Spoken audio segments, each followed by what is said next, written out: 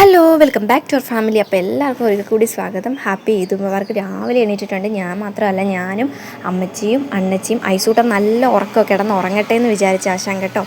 ആ സമയത്തല്ലേ ഞങ്ങളുടെ പണി തീർക്കാൻ പറ്റത്തുള്ളൂ. അപ്പം മെഹന്തി ഞാൻ ഫുള്ളായിട്ട് ഇട്ടിട്ടില്ല, ജസ്റ്റ് ഒന്ന് നെയിലൊക്കെ ഇട്ടുള്ളൂ. പിന്നെ അണ്ണച്ചി പള്ളിയിൽ നിസ്കരിക്കാൻ വേണ്ടിയിട്ട് എണീറ്റ് രാവിലെ പോകാൻ വേണ്ടിയിട്ട്. അപ്പോൾ നേരെ വീട്ടിലോട്ട് പോകാം. അണ്ണച്ചിത രാവിലെ എണീറ്റു കുളിച്ച് നനച്ചതായി ഫ്രഷ് ആയിട്ട് നേരെ പെരുന്നാൾ നമസ്കാരത്തിന് പോയത് കാണുമ്പോൾ തന്നെ നമ്മുടെ മനസ്സിനൊരു കുളിർമയല്ലേ ഫ്രണ്ട്സ്. അങ്ങനെ ടാറ്റയൊക്കെ തന്നിട്ട് ഒരു ഗ്ലാസ് ചായ ഒക്കെ കുടിച്ചിട്ട് വേഗം പോകാട്ടോ. അപ്പോൾ ഞാൻ എൻ്റെ ഐസോട്ടിൻ്റെ അടുത്ത് വന്ന് നോക്കിയപ്പോൾ ഐസോട്ട് നല്ല ഉറക്കം. ഞാൻ വിചാരിച്ചു ഉണർത്തണ്ട, ഉറങ്ങട്ടെ, ആ സമയം കൊണ്ട് എൻ്റേതായിട്ടുള്ള പണിയും കാര്യങ്ങളൊക്കെ ചെയ്യാമെന്ന്. പിന്നെ ഇതേണ്ട അരി വെള്ളത്തിൽ കുതിർക്കാൻ വേണ്ടിയിട്ട് ഇട്ടു. റൈസ് വെക്കാമെന്ന് വിചാരിച്ചു. റൈസും കറിയും സെപ്പറേറ്റ് ആയിട്ട്.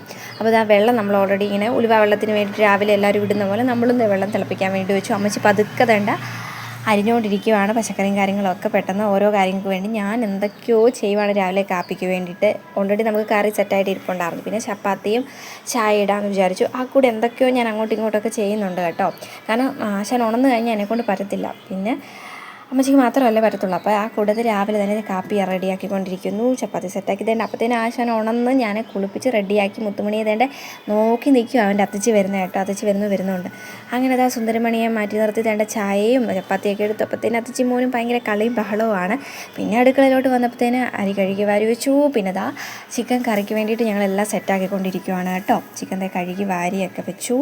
പിന്നെ ഫൈനലി നല്ല രീതിയിൽ റൈസും എല്ലാം ദമ്മിട്ടുകൊണ്ടിരിക്കുക കേട്ടോ. ഞങ്ങളുടെ മൂന്നിൻ്റെ കൈ ഇതിനകത്ത് വന്നിട്ടുണ്ടെങ്കിലും അമ്മച്ചി ആട്ടെ ഇതിനകത്ത് ഓൾ ഇൻ ഓൾ.